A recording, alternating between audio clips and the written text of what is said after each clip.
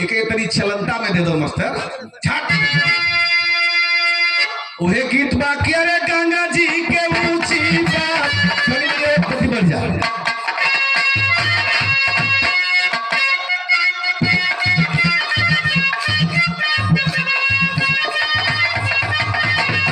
अरे बड़ी पुरान है मगर आज भी लचक बा। अरे गंगा जी के ऊंची पाया नारिया हो पर बैठे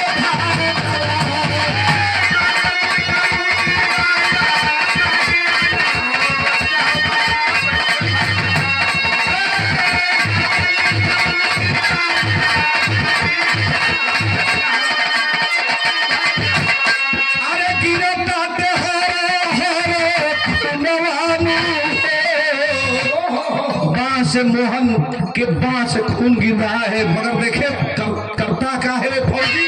अरे गिरे ताते हो खूनवान हो लाड़े जंग में जवान।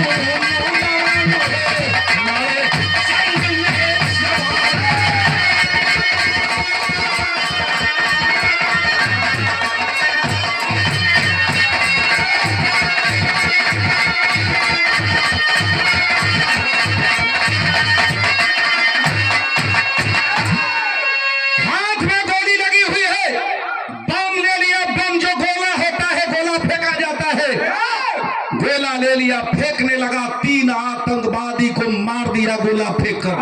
आज जब 3 आतंकवादी मार दिला फौजी तिरंगा गाड़ के कहा क्या कहा पापट लगल।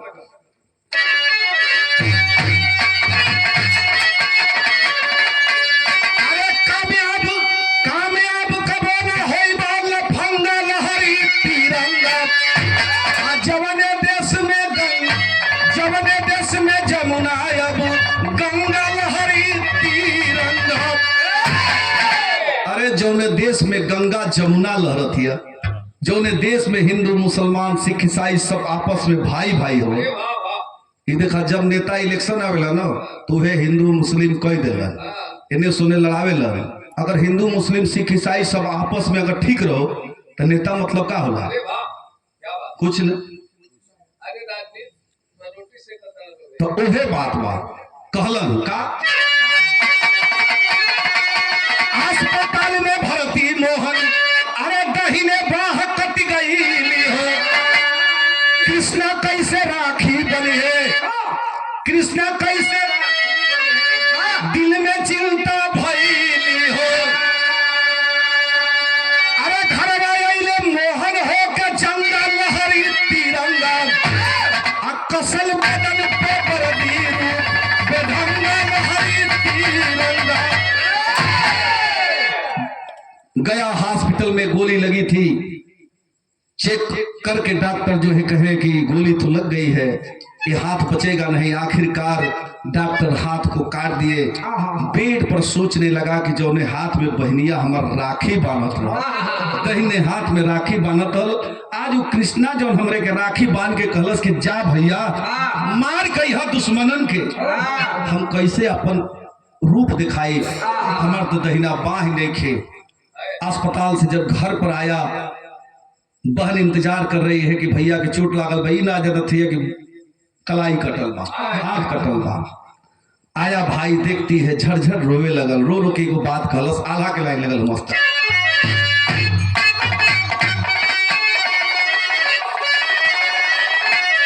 रामदेश राजौली लगा हुआ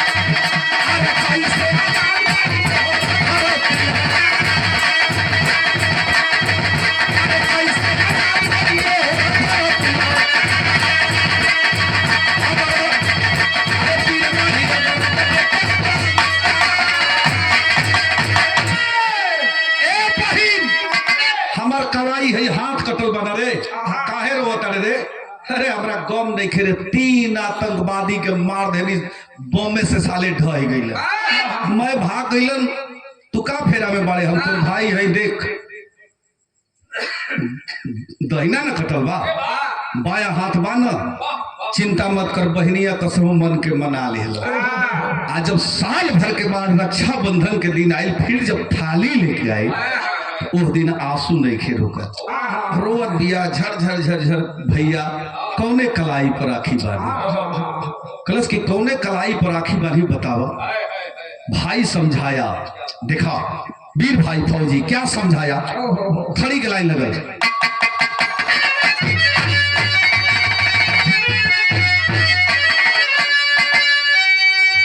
अरे रक्षाबंधन के तनी मेरे उठा बस्तर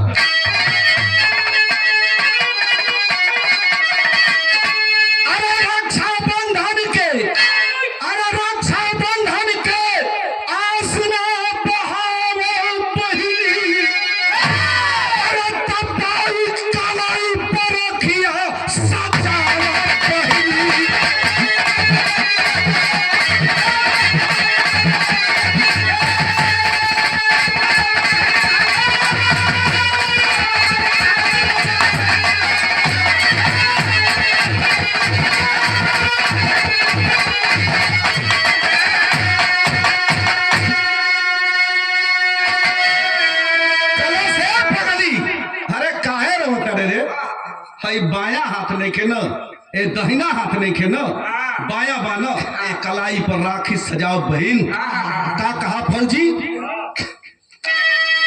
दाया हाथ से बाया हाथ कब हो न कम्बा हमारा नीति ना तंकी के कब हो न कम्बा तीर को कमार देनी हाथवा के हमरा चिंता नहीं खे भारत मां के लाज डूबे ना देनी रे बहन झंडा गाड़ देनी तोर भाई है तो झंडा गलनी कहला फौजी का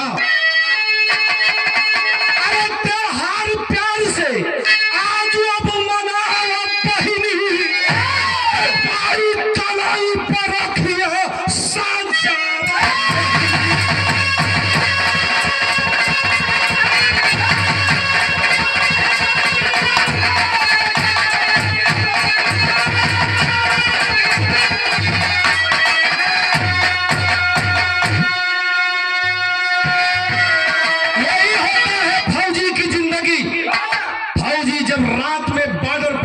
देता है तो हिंदुस्तान के लोग चैन से सोते हैं किसान अनाज उपजाता है तो लोग को अनाज मिलता है भोजन का काम चलता है तो फौजी की जिंदगी यही होला जल्ला बतावल गई ऐसे भैया कहल जाला कि अंत भला तो सब भला पहले बड़े भाई पहले बड़ा तब न